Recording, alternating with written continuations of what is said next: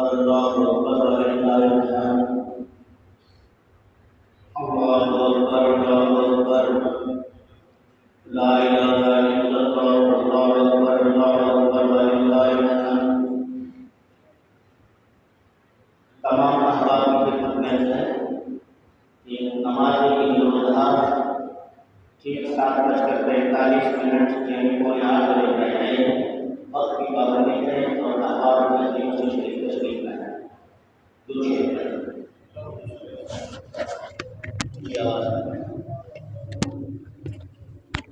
اللهم صل على سيدنا ومولانا محمد وآله وصحبه وبارك وسلم عليه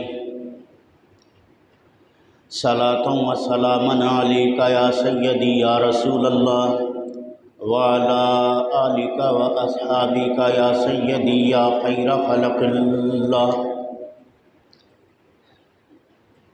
الحمد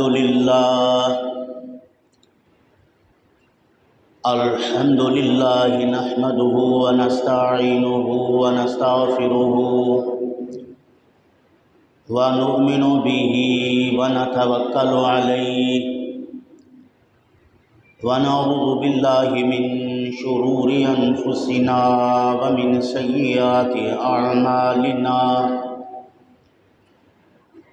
من يهده الله فلا مضل له ومن يضلله فلا هادي له، ونشهد أن لا إله إلا الله وحده لا شريك له ولا نظير له ولا وزير له ولا ضد له ولا ند له، أزلي أبدي ديمومي سرمدي لا زوال له ولا زمان له، ونشهد أن سيدنا وشفيعنا وحبيبنا وحبيب ربنا محبوبنا ومحبوب ربنا نورنا ونور أولنا ونور آخرنا ونور ظاهرنا ونور باطننا ونور حياتنا ونور مماتنا نور أرواحنا ونور أجسادنا ونور بيوتنا ونور قبورنا ونور صدورنا ونور أعمالنا ونور إقوالنا شفيعنا حبيبنا مولانا محمدنا عبده ورسوله صلى الله تعالى عليه وعلى آله وأصحابه وأهل بيته وعترته وعشيرته وأزواجه وذرياته وعلماء أمته وصلحاء ملته وأهل سنته أجمعين، أما بعد فأعوذ بالله من الشيطان الرجيم، بسم الله الرحمن الرحيم، إنا أعطيناك الكوثر فصل لربك وانحر إن شانئك هو الأبتر۔ آمنت بالله صدق الله مولانا العظيم، وقال الله تبارك وتعالى في مقام آخر، بسم الله الرحمن الرحيم، إن الله وملائكته يصلون على النبي يا أيها الذين آمنوا صلوا عليه وسلموا تسليما اللهم صل على سيدنا ومولانا محمد وعلى آل سيدنا وأصحاب سيدنا ومولانا محمد وبارك وسلم عليه صلاة وسلاما عليك يا سيدي يا رسول الله وعلى آلك وأصحابك يا سيدي يا خير خلق الله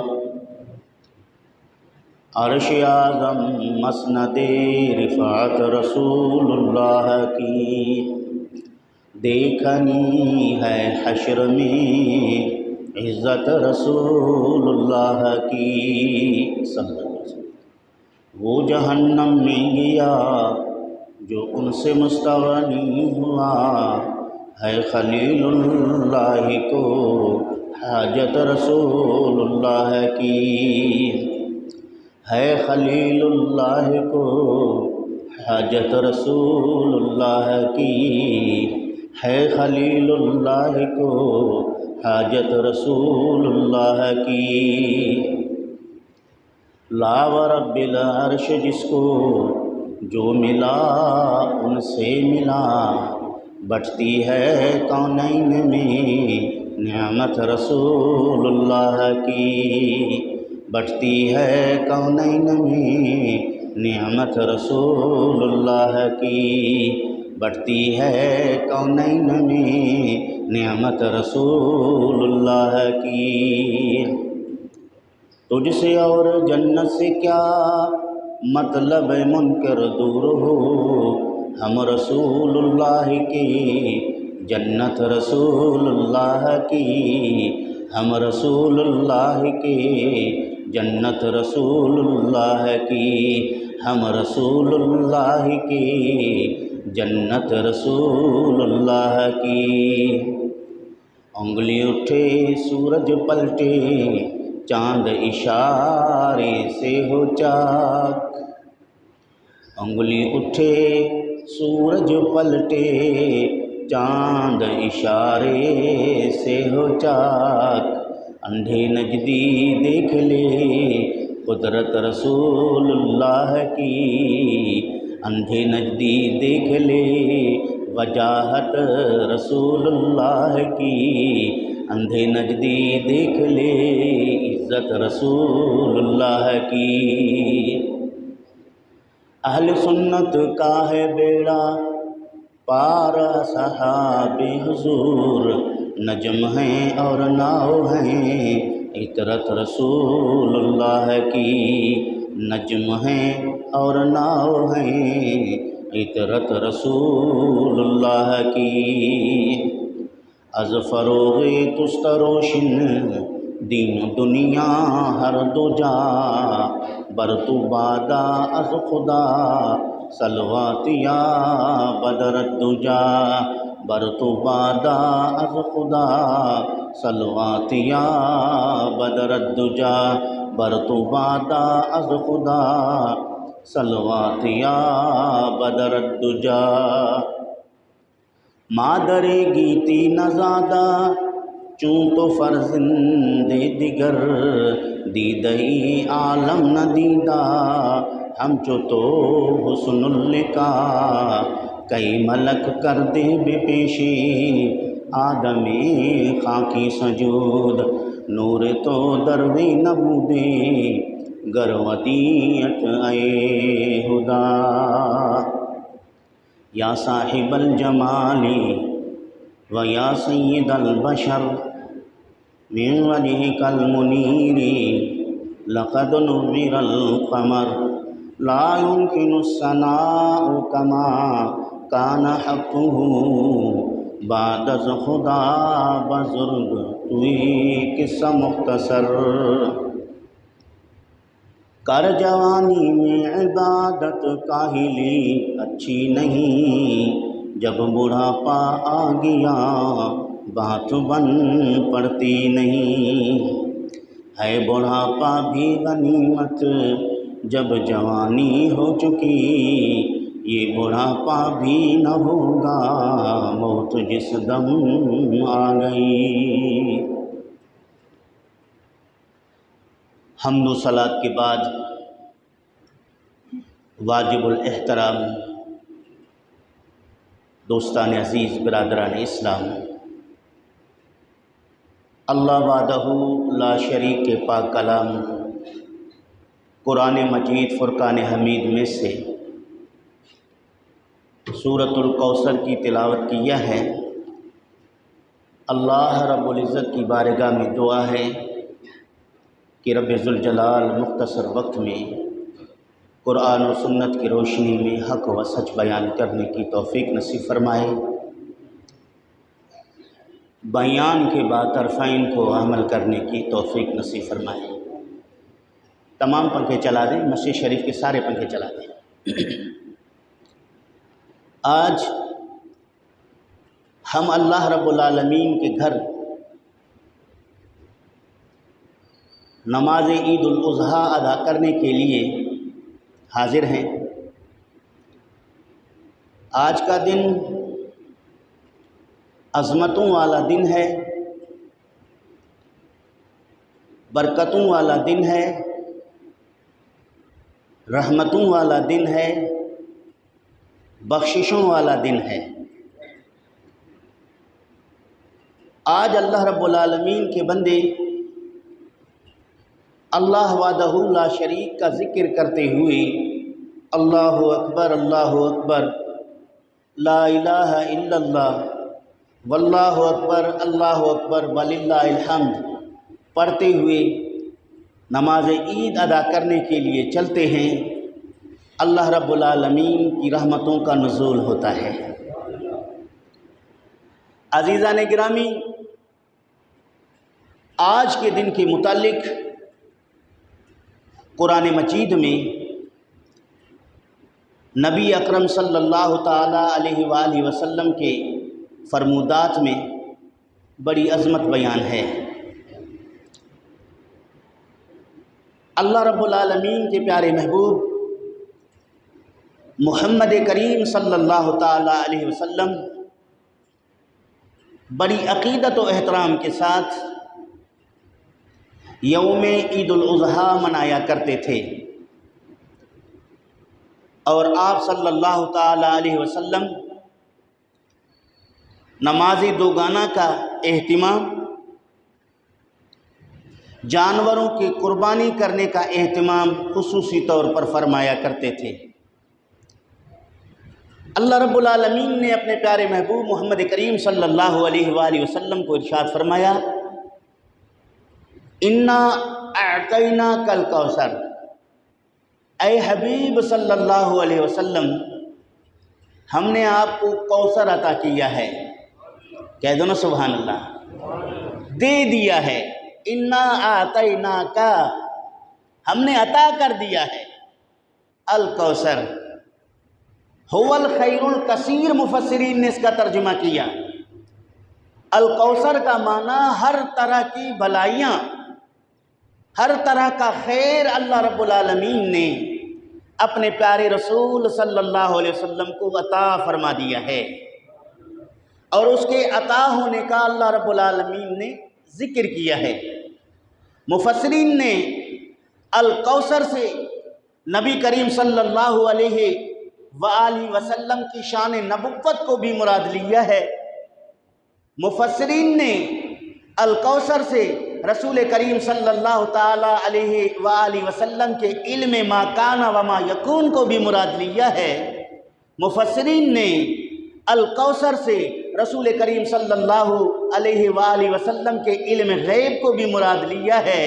مفسرین نے الکوثر سے رسول کریم صلی اللہ تعالیٰ علیہ وآلہ وسلم کی کثرت امت بھی مراد لیا ہے۔ مفسرین نے الکوثر سے رسول کریم صلی اللہ تعالیٰ علیہ وآلہ وسلم کی امت میں شاندار اولیاء کرام کو بھی مراد لیا ہے۔ مفسرین نے الکوثر سے رسول کریم صلی اللہ علیہ وآلہ وسلم کے شفاعت عظمیٰ کو بھی مراد لیا ہے۔ मुफस्सिरीन ने नबी करीम सल्लल्लाहु ताला अलैहि वसल्लम के इख्तियार कुल्ली को भी मुराद लिया है। मुफस्सिरीन ने अल कौसर से रसूल करीम सल्लल्लाहु ताला अलैहि वसल्लम का जमी मखलूकात से अफजल होने को भी मुराद लिया है। अल गरज सदहा हिकमतें मुफस्सिरीन ने बयान किए हैं, जिसमें हज़रत इमाम फ़खरुद्दीन राज़ी रहमतुल्लाह ताला अलैह की तफसीर कबीर आप देख सकते हैं। काजी सनाउल्लाह साहब पानीपती रहमतुल्लाह अलैह की तफसीर मजहरी देख सकते हैं। आप जनाब वाला मौलाना इस्माइल हक़ी रहमतुल्लाह अलैह की रूहुल बयान देख सकते हैं। अल्लामा नईमुद्दीन मुरादाबादी रहमतुल्लाह अलैह की खज़ाइनुल इरफान देख सकते हैं। अल्लामा मुफ्ती अशरफ सियालवी रहमतुल्लाह अलैह की अल कौसरुल खैरात देख सकते हैं। इन तमाम मुहक्किकीन ने नबी करीम सल्लल्लाहु अलैहि वसल्लम की शान मुराद लिया है। यानी इस छोटी सी सूरत में जिसके अंदर 3 आयतें हैं, इन 3 आयतों के इब्तदाई आयत में अल्लाह रब्बुल आलमीन ने अपने प्यारे रसूल सल्लल्लाहु ताला अलैहि वसल्लम की अज़मतों को बयान किया, आपके शान रिफ़अत को बयान किया और आप सल्लल्लाहु अलैहि वसल्लम के इख्तियार को बयान फरमाया। अल्लाह रब्बुल आलमीन ने आपकी इज़्ज़त, अज़मत और वजाहत को बयान फरमा दिया। अल्लाह रब्बुल आलमीन ने फरमाया इन्ना आतैनाकल कौसर, ऐ महबूब सल्लल्लाहु ताला अलैहि वसल्लम, हमने आपको कौसर अता किया है। क्या अता किया है? कौसर। इन्ना आतैना कल कौसर, सारी कसरत पाते ये हैं।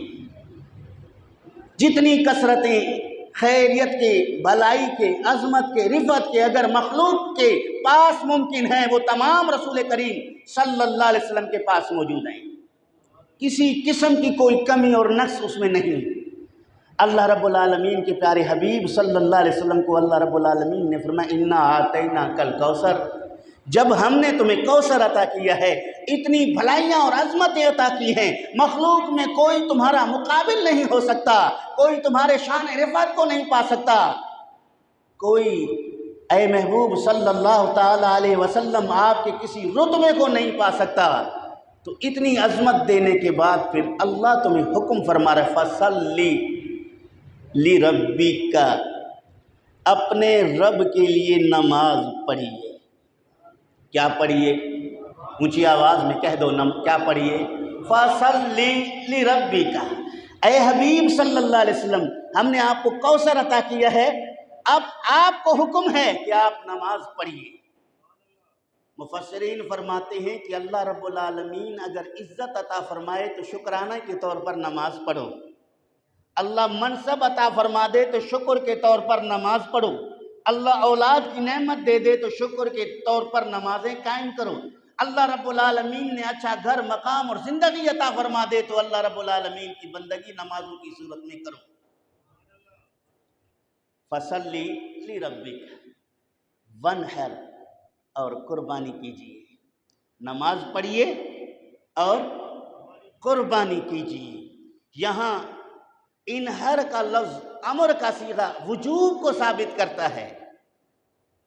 नमाज ईद उल अज़हा पढ़ना हर मुसलमान आकिल बालिग मर्द पर वाजिब है। किस पर? औरत का जिक्र नहीं किया। हर आकिल व बालिग मर्द पर, और वो भी मुकीम हो, मुसाफिर न हो, वो भी शहर में हो, सहरा नशी न हो। जंगल बयाबान पहाड़ों में नमाज ईद पढ़ना वाजिब नहीं।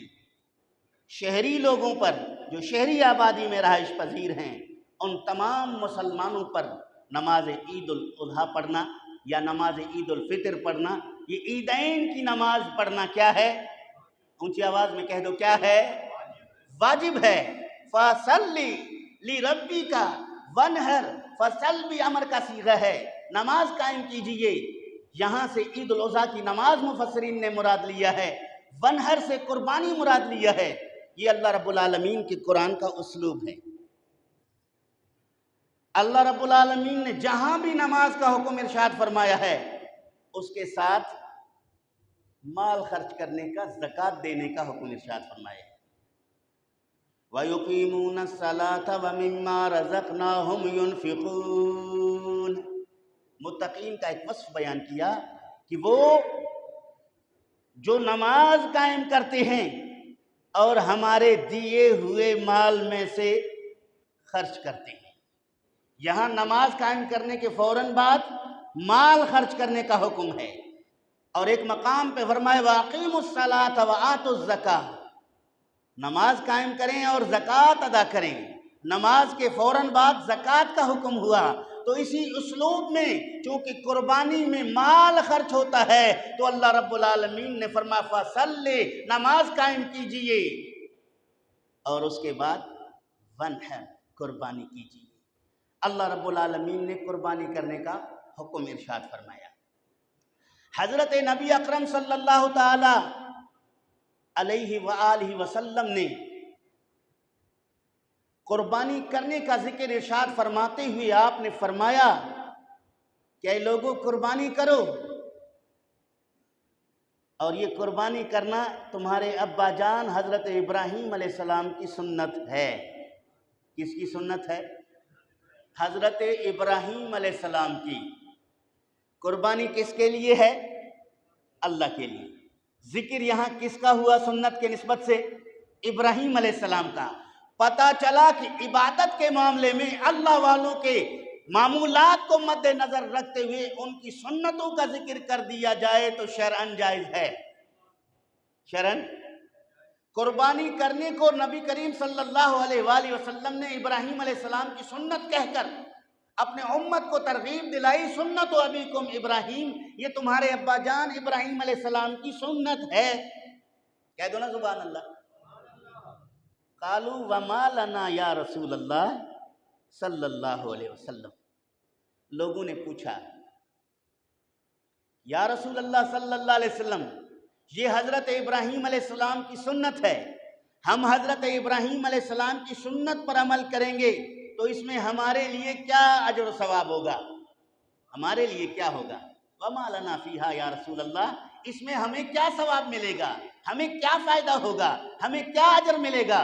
معلوم ہوا کہ یہ فطری بات ہے، یہ فطرت بشری تقاضا ہے۔ اگر کسی انسان کو کسی کام کے متعلق کہہ دو گے تو سب سے پہلے وہ اپنے نفع کے متعلق سوال کرے گا، اپنے نفع کے متعلق، فائدے کے متعلق پوچھے گا کہ یہ میں کام آپ کے کہنے پہ کر دوں تو مجھے کیا ملے گا؟ اسی فطری تقاضے کو مد نظر رکھتے ہوئے صحابہ کرام رضوان اللہ تعالی علیہم اجمعین نے نبی کریم صلی اللہ علیہ وسلم سے سوال پوچھا، وما لنا یا رسول اللہ، اس میں ہمارے لیے کیا ثواب ہے؟ اللہ کے محبوب نے فرمایا کہ دو سبحان اللہ۔ نبی کریم صلی اللہ علیہ وسلم نے فرمایا کل شعرۃ حسنہ، ہر بال کے بدلے نیکی، ہر بال کے بدلے۔ آپ ایک بکری ذبح کرتے ہیں، کوئی ایک قربانی کرنے والا آدمی بتا سکتا ہے کہ اس کے بکری کے جسم پر کتنے بال ہیں؟ کوئی بتا سکتا ہے؟ بولیں، کوئی سائنسدان گنتی کر کے، کوئی ریاضی دان کیلکولیٹ کر کے بتا سکتا ہے کہ میں نے یہ بکرا قربانی کیا ہے، اس بکرے کے کھال پر اتنے بال ہیں؟ معلوم ہوا کہ قربانی کرنے والا بکرے کے بال گن نہیں سکتا، شمار نہیں کر سکتا۔ نتیجتاً یہ بات ثابت ہو گیا کہ قربانی میں اتنا اجر و ثواب ہے کہ قربانی کرنے والا اس اجر و ثواب کو گن بھی نہیں سکتا، شمار بھی نہیں کر سکتا، جس پر اللہ رب العالمین نے بے شمار نیکیاں عطا فرما دیتا ہے۔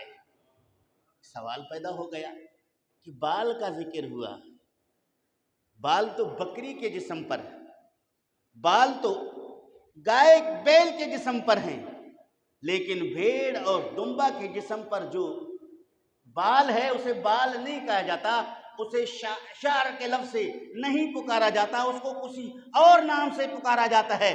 صحابہ نے پوچھا کہ یا رسول اللہ اون ہے جو صوف کہتے ہیں اس کو، اس اون کے بارے میں کیا حکم ہے؟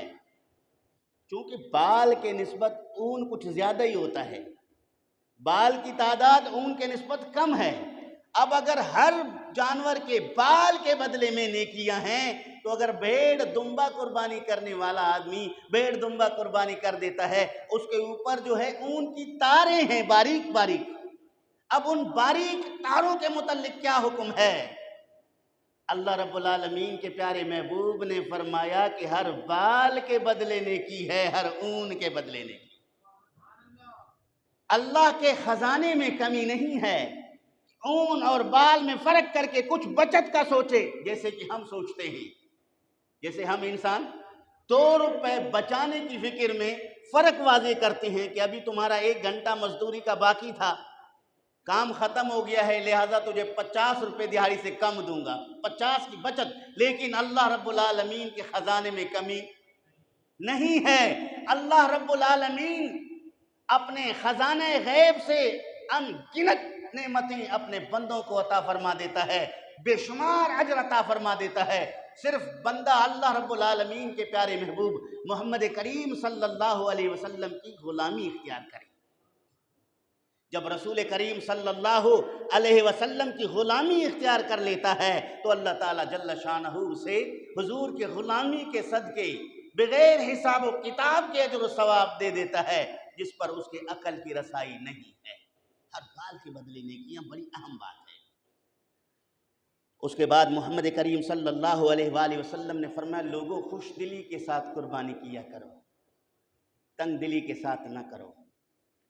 اللہ نے مال دیا ہے، توفیق دی ہے، اللہ کے دیے ہوئے مال میں سے خوش دلی اور خندہ پیشانی کے ساتھ قربانی کرو، چونکہ قیامت کے دن تمہارا کیا ہوا قربانی کا جانور، جس کو تم نے اللہ کی راہ میں قربانی کی ہے، وہ جانور آئے گا اپنے بالوں سمیت، اپنے کھالوں سمیت، اپنے کھروں سمیت۔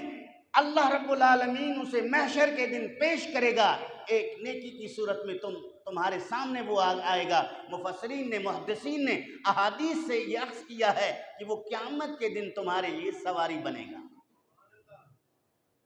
آپ نے جانور قربانی کی، اس کے کتنے چیزیں جو کسی کام کے نہیں ناکارہ ہیں، اسے پھینک دیا جاتا ہے، لیکن وہ پھینکے ہوئے اعضا جس کو تو نے ناکارہ سمجھ کے پھینکا تھا، چونکہ یہ قربانی اللہ رب العالمین کے رضا کے لیے ہے، اب قیامت کے دن اس کے کھر بھی اجر کی صورت میں آئیں گے، اس کے سینگ بھی اجر کی صورت میں آئیں گے۔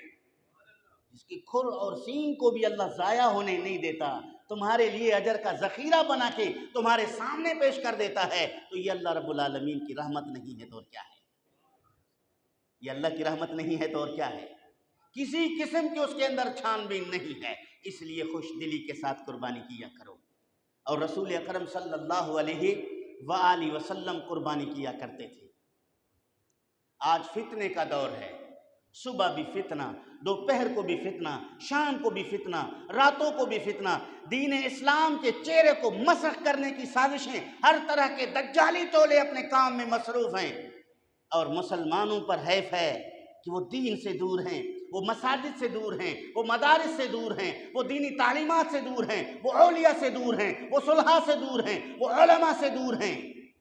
انہیں دوری کی وجہ سے بہت ساری پریشانیوں کا سامنا کرنا پڑتا ہے۔ آج کل کچھ انسانی ہمدردی کے جذبہ کا نام لے کر آتے ہیں، قربانی کرتے ہو، یہ قربانی کرنا اس وقت اس دور کے مطابق ٹھیک نہیں ہے، یہ قربانی کا پیسہ ہاسپٹل میں مریضوں کو دو، یہ قربانی کا پیسہ کسی غیر شادی شدہ بچی جس کے مال اور دولت نہ ہونے کی وجہ سے شادی میں رکاوٹ ہے، اس کی شادی کروانے میں معاونت کرو، یہ پیسہ جناب فلاں فلاحی ادارے، فلاں فلاحی تنظیم کو دو۔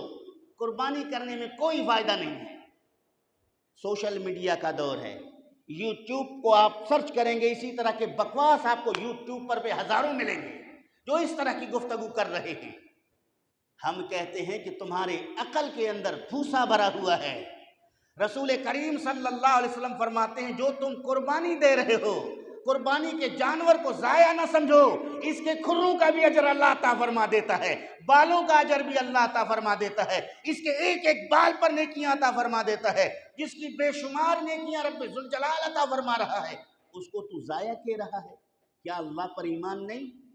اللہ کے رسول پر ایمان نہیں؟ ایک معاملہ۔ دوسرا، آپ اگر دنیاوی اعتبار سے کسی کام میں نہ آنے کی بات کرتے ہیں، یہ بھی آپ کی بے وقوفی کو ثابت کرتا ہے، یہ بھی آپ کی احمقی کو ثابت کرتا ہے۔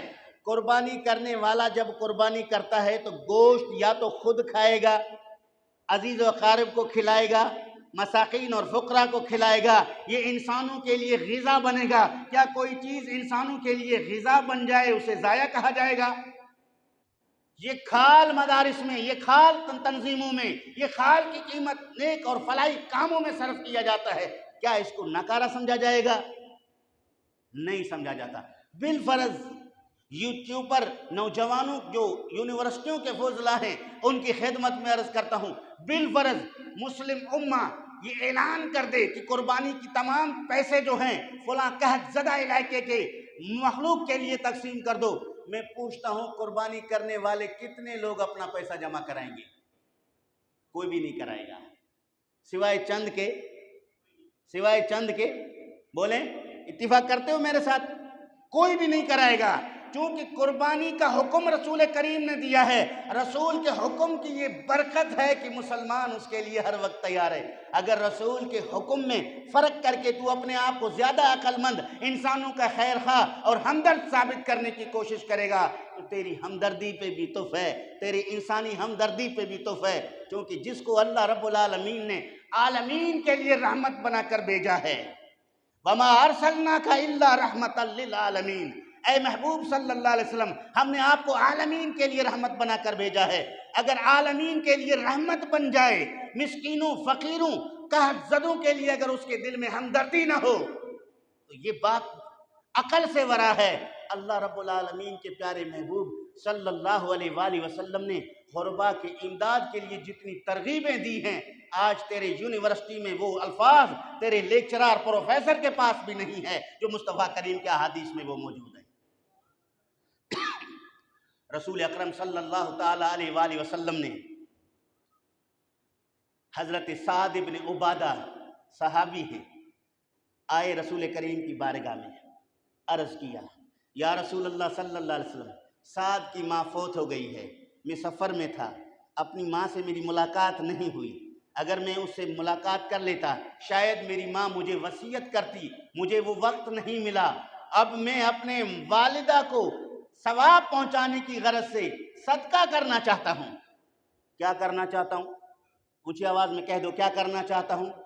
صدقہ کرنا چاہتا ہوں۔ فَأَيُّ الصَّدْقَةُ أَفْضَلُ، کون سا صدقہ افضل ہے؟ کون سا صدقہ؟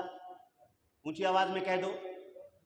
صدقہ کرنے کا ارادہ ہے، صحابی یہ نہیں پوچھتا کہ صدقہ کرنا جائز ہے یا نہیں، صحابی یہ نہیں پوچھتا کہ صدقہ کروں گا میری ماں کو ثواب ملے گا یا نہیں، صحابی یہ نہیں پوچھتا۔ اس سے پتہ چلا کہ ہر صحابی کا یہ عقیدہ اور نظریہ مصطفیٰ کریم کی بارگاہ سے انہیں حاصل تھا کہ صدقے کا ثواب مرحومین کو ملتا ہے۔ اب وہ ملنے پر تو یقین کامل ہے، اب پوچھنا یہ ہے کہ افضل کون سا صدقہ ہے، کیا کروں جو اس کی فضیلت ہو۔ نبی کریم صلی اللہ علیہ وسلم نے کوئی بڑی بات نہیں کی، فرمایا الماء، پانی کا صدقہ۔ کس کا؟ اونچی آواز میں کہہ دو، کس کا؟ پانی کا۔ اب اس لفظ پر سوچئے کہ رسول کریم صلی اللہ علیہ وسلم نے کسی اور صدقے کا ذکر نہیں کیا، پانی کا ذکر فرمایا۔ محدثین نے اس میں حکمت کیا ہے اس کو جاننے کے لیے رسول کریم صلی اللہ تعالی علیہ وآلہ وسلم کے اس فرمان کو سمجھنے کے لیے عرق ریزی کی۔ آخر انہوں نے کہا کہ نبی کریم صلی اللہ علیہ وسلم نے حضرت سعد بن عبادہ کو پانی کا صدقہ افضل قرار دے کر پانی صدقہ کرنے کا حکم اس لیے ارشاد فرمایا کہ اس وقت حرمین شریفین مکہ اور مدینہ کے سنگلاخ اور بنجر علاقوں میں پانی کی قلت تھی، پانی نہیں تھا۔ پانی کے قلت ہونے کی وجہ سے انسانوں کو سب سے زیادہ ضرورت پانی کا، تو نبی کریم صلی اللہ علیہ وسلم نے انسانی ضرورت کو مد نظر رکھتے ہوئے کہ جس چیز کی انسانوں کو زیادہ ضرورت ہو اس کا صدقہ افضل ہوا کرتا ہے، یہ اصول مصطفیٰ کریم نے دیا۔ کہہ دو سبحان اللہ۔ اگر بیماروں کو دوائی کی ضرورت ہو تو وہاں مریضوں کو دوائی پیش کرنا صدقات نافلہ میں سے افضل صدقہ ہے۔ جہاں لوگوں کو لباس کی ضرورت ہو، کپڑے کی، وہاں بے لباس لوگوں کو کپڑا دینا افضل صدقہ ہے۔ جہاں لوگوں کو کھانے کی ضرورت ہو وہاں اناج مہیا کرنا افضل صدقہ ہے۔ جہاں لوگوں کو چھت کی ضرورت ہو وہاں خیمے تمبو دینا افضل صدقہ ہے۔ جہاں لوگوں کو پانی کی ضرورت ہو وہاں پانی کا سبیل لگانا افضل صدقہ ہے۔ تو یہ انسانی جذبہ ہے، جس علاقے میں جس چیز کی ضرورت ہو وہاں اس کا صدقہ افضل ہے، اس کا صدقہ کوئی خاص نہیں ہے، کوئی دیگوں تک محدود نہیں ہے کہ آپ تیجے میں 50 دیگ پکائیں، 10ویں میں 50 پکائیں، آپ 40ویں میں جناب 60 دیگ پکائیں، دیگوں کی ضرورت نہیں ہے۔ اگر اپنے مرحوم والدین کو ثواب پہنچانا چاہتے ہیں، آپ جائزہ لیں کہ کس چیز کی زیادہ ضرورت ہے، مسلمان کس کے لیے زیادہ پریشان ہیں، اس میں آپ معاونت کریں، وہ رسمی دیگ پکانے سے افضل ہے۔ اپنی برادری کو بلا کر دعوت کی صورت اختیار کرنے سے بہتر ہے۔ خفیہ طریقے سے آپ اپنی والدین کو ایصال ثواب کرنے کی نیت سے مریضوں کو دوائی دلائیں گے، اللہ اجر عظیم عطا فرما دے گا۔ بھوکھوں کو کھانا کھلائیں گے، اللہ اجر عظیم عطا فرما دے گا۔ پیاسوں کو پانی پلائیں گے، اللہ بہترین اجر عطا فرما دے گا۔ بے لباس لوگوں کو کپڑا مہیا کریں گے، اللہ بہترین اجر عطا فرمائے گا۔ فایو صدقۃ افضل۔ تو نبی کریم صلی اللہ علیہ وآلہ وسلم نے قربانی کرنا چاہا۔ حضرت ام المومنین عائشہ صدیقہ رضی اللہ تعالیٰ عنہ ارشاد فرماتی ہیں، نبی کریم صلی اللہ علیہ وآلہ وسلم نے فرمایا، عائشہ بکری لاؤ، بکرے لاؤ۔ نبی کریم کی خدمت میں 2 بکرے پیش کیے گئے۔ وقت انتہائی مکمل ہونا چاہتا ہے، تمام احباب کی خدمت میں عرض ہے کہ وہ فی الفور مسجد شریف میں آئیں، میں تاخیر کے حق میں نہیں ہوں، لہٰذا آپ تمام احباب وقت کی پابندی کریں تاکہ نماز صحیح طریقے اور سچ وقت پر ادا کیا جائے۔ تو عزیزان گرامی، میں عرض یہ کر رہا تھا، نبی کریم صلی اللہ علیہ وسلم کی بارگاہ اقدس میں قربانی کے 2 مینڈے پیش کیے گئے، 2 بکرے پیش کیے گئے۔ حضور اکرم صلی اللہ تعالیٰ علیہ وآلہ وسلم نے حضرت عائشہ سے فرمایا کہ چھری لاؤ۔ ام المومنین نے چھری پیش کی۔ نبی کریم صلی اللہ علیہ وسلم نے فرمایا، عائشہ اس کو پتھر پہ رگڑ کر تیز کر دو۔ چھری کو پتھر پہ رگڑ کر تیز کیا گیا۔ وہ حضرت عائشہ صدیقہ فرماتی ہے، میں نے نبی کریم صلی اللہ علیہ وسلم کو پیش کیا، رسول اکرم صلی اللہ علیہ وآلہ وسلم نے بکرے کو لٹایا، قبلہ رخ کیا، اس کے پہلو پر اپنا پائے اقدس رکھا اور اس بکرے کو ذبح کرنا چاہا۔ اس سے پہلے رسول کریم صلی اللہ علیہ وآلہ وسلم نے اللہ رب العالمین کی بارگاہ میں دعا کی، اللہم تقبل من محمد صلی اللہ علیہ وسلم، اے اللہ اس قربانی کو محمد صلی اللہ علیہ وسلم کی طرف سے قبول فرما۔ کس کی طرف سے؟ محمد صلی اللہ علیہ وسلم کی طرف سے۔ ومن آل محمد، اور محمد صلی اللہ علیہ وسلم کی آل کی طرف سے قبول فرما۔ ومن امت محمد، اور رسول کریم صلی اللہ علیہ وسلم کے امت کی طرف سے قبول فرما۔ امت کی طرف سے قربانی میں نبی کریم صلی اللہ علیہ وسلم نے اس کے اجر و ثواب میں اپنے آل کو اور اپنی امت کو شامل فرما دیا۔ یہ حضور کی امت کے ساتھ محبت ہے، ہمدردی کا جذبہ ہے، ایثار ہے۔ رسول اکرم صلی اللہ تعالیٰ علیہ وآلہ وسلم نے جب اتنی پیاری بات کی ہے، دوستان عزیز، آپ کی خدمت میں اس حدیث کی وضاحت کرنے سے قبل عرض کر دوں کہ ہماری جامع مسجد نورانی مرکز اہل سنت ہے، اور تمام اہل سنت کے احباب سے گزارش ہے اس مرکز کی طرف توجہ دیں۔ اس مہنگائی کے دور میں مسجد شریف کے وسائل انتہائی محدود ہیں۔ تمام مخیر حضرات مسجد کے ممبر بنے، مسجد کے رکن بنے، مسجد کے خدمت گزار بنے، تاکہ مسجد کی ہر ضرورت پوری کی جا سکے۔ اللہ رب العالمین کے گھر کو آباد کرو گے، رب ذوالجلال تمہارے گھروں کو آباد فرمائے گا۔ آج کل ہم اپنا پیسہ ایسی جگہ پہ خرچ کر رہے ہیں جہاں خرچ کرنے سے کوئی فائدہ نہیں، بلکہ اس کا حساب بڑا بھاری دینا پڑے گا۔ اللہ رب العالمین کے گھر مسجد شریف میں بڑھ چڑھ کر آپ حصہ لیں اور مسجد شریف کے تمام مالی ضروریات کو مکمل کریں۔ آپ دیکھ رہے ہیں کہ وضو خانہ کا حالت انتہائی خستہ ہے، آپ کے استنجا خانہ کی حالت انتہائی خستہ ہے، اور صحن میں لگے ہوئے چادر بھی انتہائی خستہ ہو چکے ہیں۔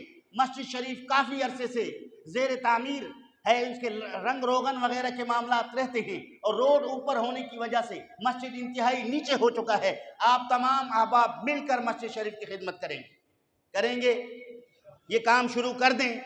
آپ تمام احباب اللہ رب العالمین کی توفیق سے مسجد کے خدمتگار بنیں گے، اللہ تعالیٰ آپ کے اجر کو قبول فرمائے۔ یہ صرف ممبر پہ نہیں کہہ رہا، یہ آپ کے ذہن میں ہے۔ آپ تنخواہ لیتے ہیں، اس تنخواہ میں سے مسجد کا حصہ نکالیں۔ آپ تجارت میں نفع پاتے ہیں، اس نفع میں سے مسجد کا حصہ نکالیں۔ آپ کو اللہ رب العالمین کی طرف سے کوئی مال دولت عطا کیا جاتا ہے، اس میں سے آپ مسجد کو یاد رکھیں، ہر طرح سے مسجد کی خدمت کریں، مسجد کے انتظامیہ کے ساتھ معاون بنیں۔ اس مہنگائی کے دور میں مسجد شریف کے بل انتہائی ناقابل برداشت آ رہے ہیں، میرے پاس بلز موجود ہیں، وہ کس طرح سے ہم پے کر رہے ہیں وہ اللہ جانتا ہے۔ تو آپ تمام احباب کی مدد کی ضرورت ہے، کیونکہ مسجد شریف کی کوئی اس چندے کے علاوہ ذریعہ آمدنی نہیں ہے۔ آپ آس پاس کی دکانیں دیکھ رہے ہیں، کئی احباب یہ مسجد کی اس کی پراپرٹی سمجھتے ہیں، انہیں میں بتانا چاہتا ہوں کہ یہ مسجد کے کوئی پراپرٹی نہیں ہے، ان دکانوں میں سے مسجد کو کچھ نہیں دیا جا رہا، یہ آپ اپنے ذہن سے نکال دیں۔ بعض احباب یہ کہتے ہیں کہ اتنی مسجد کے آس پاس دکانیں موجود ہیں اور مسجد شریف کی یہ حالت کیوں ہے؟ میں ان تمام نووارد لوگوں کو بتانا چاہتا ہوں، یہ دکانوں پر مالکانہ قبضہ موجود ہے، مسجد صرف آپ کے چندے پر چل رہا ہے، مسجد کا انتظام صرف آپ جمعے میں 10 روپے دے کر چلا رہے ہیں۔ اس مہنگائی کے دور میں اگر آپ 10 روپے دینے کے عادی ہیں، اس میں اضافہ کریں۔ آپ اگر مہینے میں 100 روپے کے عادی ہیں، اس میں اضافہ کریں۔ آپ اپنے سبزی مہنگا ہونے کے بعد اس کی مہنگائی کو برداشت کر رہے ہیں، بچوں کے فیس بڑھ جانے کے بعد اس کے بڑھنے والے فیس کو برداشت کر رہے ہیں، آپ دیگر اخراجات کو برداشت کر رہے ہیں، اور سالوں سے صرف مسجد شریف کے لیے 10 روپیہ بولیں۔ آپ کے ذہن میں یہ 10 سے 20 کیوں نہیں آ رہا؟ آپ کے ذہن میں یہ 50 سے 100 کا ذہن کیوں نہیں آ رہا؟ جب آپ کسی زمانے میں 50 کا سبزی لیتے تھے، آج آپ 500 روپے کی سبزی لینے پر مجبور ہیں، اور مسجد کو وہی 10 روپیہ۔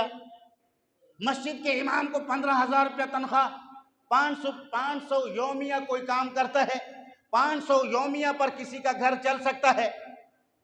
بتائیں، 15,000 میں مسجد کے خطیب اور مؤذن چل سکتے ہیں؟ بتائیں، یہ مسجد کے ساتھ ناانصافی نہیں ہے تو کیا ہے؟ یہ دین سے بیزاری نہیں ہے تو کیا ہے؟ یہ دین سے دوری نہیں ہے تو کیا ہے؟ میں تمام اہل سنت کے احباب کو کہتا ہوں، اگر آپ مسئلے کی محبت رکھتے ہیں، اگر آپ اللہ کے رسول سے محبت رکھتے ہیں، اگر آپ اس مسجد کے منبر سے علمی استفادہ کرتے ہیں، اگر اس مسجد کو آپ اپنے لیے ذریعہ نجات سمجھتے ہیں، تو پھر پیچھے نہ ہٹیں، یقین کیجئے 30 سال سے فی سبیل اللہ مسجد کی خدمت کر رہا ہوں، جبکہ خطابت کے اعتبار سے بڑی اعلیٰ مساجد میں، جھوٹے پہ رب ذوالجلال کی لعنت ہے، بڑے اعلیٰ مساجد کے انتظامیہ نے رابطہ کیا، یہاں تک کہ کراچی تک کے لوگوں نے کہا کہ آپ جمعے کے خطابت کے لیے ہمیں دیں، ہم آپ کو اتنا معاوضہ دیں گے، لیکن نہیں، ہم اس مسجد کے خدمت گزار ہیں، ہم اسی کی خدمت کریں گے، لیکن آپ کا بھی فرض بنتا ہے اپنے خطیب کے، اپنے امام کے، اپنی مسجد کی آپ خدمت کریں گے۔ یہ پنکھے چل رہے ہیں کس کے لیے؟ مسجد کے دیواروں کو پنکھوں کی ضرورت نہیں ہے، مسجد کے فرش کو پنکھوں کی ضرورت نہیں ہے، یہ پنکھے تمہاری خدمت کے لیے ہیں، یہ قالین تمہاری خدمت کے لیے ہے، یہ وضو خانہ تمہاری خدمت کے لیے ہے، یہ استنجا خانہ تمہاری خدمت کے لیے ہے، مسجد انتظامیہ تمہاری خدمت کے لیے اتنے وسائل دینے کے لیے تیار ہے، آپ اپنے چندے میں اضافہ نہیں کر رہے۔ آپ جمعے کے دن، میں احباب سے کہتا ہوں، جمعے کے دن جب چندہ کاؤنٹ کیا جاتا ہے، 4-6 افراد بیٹھ جائیں، اپنے ہاتھوں سے گن لیں، کبھی 3500، کبھی 3800، زیادہ 4200۔ آپ اگر ان کو کاؤنٹ کریں گے، مسجد کے امام کا تنخواہ نہیں نکل رہا، ایک مؤذن کا تنخواہ نہیں آ رہا، مسجد کا بل ہم کہاں سے دیں گے؟ مسجد کے لیے قالین ہم کہاں سے لائیں گے؟ وضو خانے کی چونٹیاں ہم کہاں سے لائیں گے؟ وضو خانے کی مرمت آپ کہاں سے کریں گے؟ مسجد شریف کو کلر ہم کہاں سے کریں گے؟ مدرسے کے انتظامیہ ہم کیسے چلائیں گے؟ ان تمام معاملات میں ہمیں پیسوں کی ضرورت ہے، مسجد کو ان چیزوں کی ضرورت ہے۔ آپ اگر چاہتے ہیں مسجد آباد رہے، آپ چاہتے ہیں کہ آپ کی مسجد میں کسی قسم کی کمی نہ ہو، تو یہ تمام وسائل پیسوں سے پورے ہوتے ہیں۔ اس میں تمام مخیر حضرات سے دست عرض کرتا ہوں، میری عادت نہیں ہے لوگوں کے دروازوں پر جا کر مسجد کے لیے دست پھیلانا، حالانکہ اس میں کوئی گناہ بھی نہیں ہے۔ اس میں کوئی گناہ بھی نہیں ہے، لیکن میں آپ کی ثوابدید پر آج اس مسجد میں اعلان کر رہا ہوں، کہیں ایسا نہ ہو کہ ہم مسجد کے روڈ پر کرسی لگا کے مسجد کی ضروریات کے لیے آنے جانے والے راہگیروں سے سوال کرتے پھریں۔ یہ سوالیہ نشان بنے گا مسجد انتظامیہ کے لیے بھی، یہ سوالیہ نشان بنے گا محلے والوں کے لیے بھی، یہ سوالیہ نشان بنے گا نمازیوں کے لیے بھی۔ آپ وہ وقت آنے سے پہلے مسجد کے معاون بنیں۔ میں نے آج اہم اعلان کیا ہے، کبھی کسی وقت مسجد کے لیے کوئی بات کی جائے تو آپ فی الفور مسجد کے معاون بنیں گے، مسجدوں کو آباد کریں گے۔ آپ مسجد میں خدمت کریں، اپنے بزرگوں کے ایصال ثواب کے لیے صدقہ جاریہ ہے۔ جن لوگوں نے مسجد میں پنکھے لگائے ہیں، پنکھے چل رہے ہیں، جس نیت سے لگائے ہیں، اللہ انہیں اجر دے رہا ہے۔ جس نے مسجد میں 20 روپے 10 روپے اس پیٹی میں ڈالا ہے، وہ مسجد کے کسی بھی ضرورت میں استعمال ہوئے ہیں، اللہ تعالیٰ جل شانہ انہیں اجر عطا فرما دیتا ہے۔ آپ ایک گھر چلانے کے اخراجات پر آپ پریشان ہیں، اتنی بڑی مسجد چلانے کے لیے انتظامیہ سے آپ پوچھتے نہیں ہیں؟ کبھی مسجد کے امام سے آپ نے نہیں پوچھا کہ مسجد شریف کا بل کون دیتا ہے؟ یہ انتظامیہ یہ معاملات کیوں کس طرح پورے ہو رہے ہیں؟ یا وضو خانے میں 4 ٹوٹیاں ٹوٹی ہوئی ہیں، کس وجہ سے ٹوٹی ہوئی ہیں؟ یا 4 پنکھے نہیں چل رہے ہیں، کس وجہ سے نہیں چل رہے ہیں؟ یا آپ کا یہ اسپیکر نہیں چل رہا ہے، کس وجہ سے نہیں چل رہا ہے؟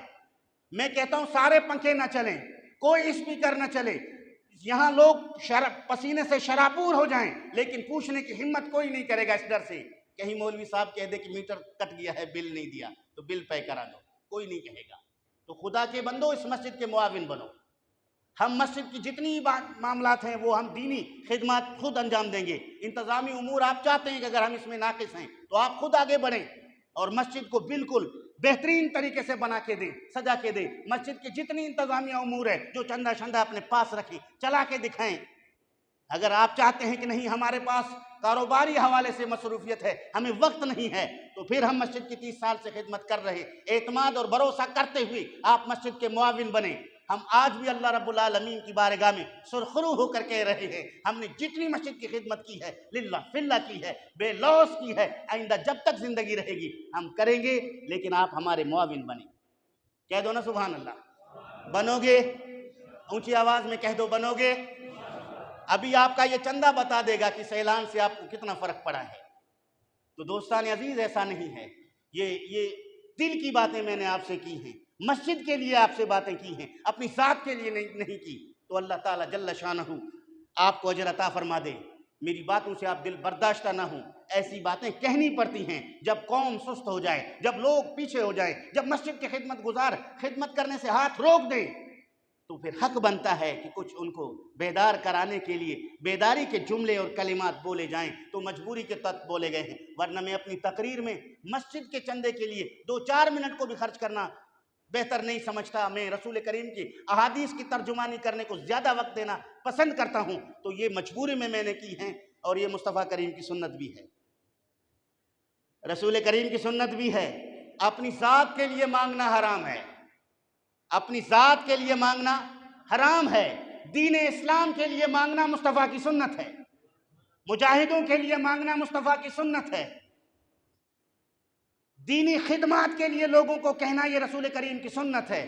غزوہ تبوک کے موقع پر نبی کریم نے مال پیش کرنے کا اعلان فرما دیا، حضرت عمر فاروق نے اپنا آدھا مال پیش کیا، حضرت عبد الرحمن ابن عوف نے بھاری مال پیش کیا، حضرت عثمان غنی نے بھاری مال پیش کیا، حضرت ابو بکر صدیق کا تو مشہور ہے نا، گھر کا سارا مال لے کر آئے۔ وہ کیوں لے کر آئے؟ نبی نے کہا تھا کہ مجاہدوں کو گھوڑوں کی ضرورت ہے، کھانے کی ضرورت ہے، تلوار کی ضرورت ہے، تیر کی ضرورت ہے، مال کی ضرورت ہے۔ صحابہ نے بڑھ چڑھ کر حصہ لیا۔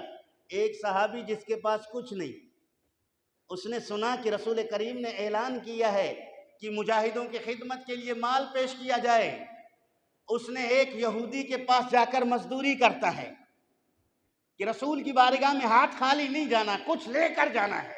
وہ ایک یہودی کے پاس جا کے مزدوری کرتا ہے، شام کو اس کو 2 سا کھجور ملتا ہے۔ کتنا؟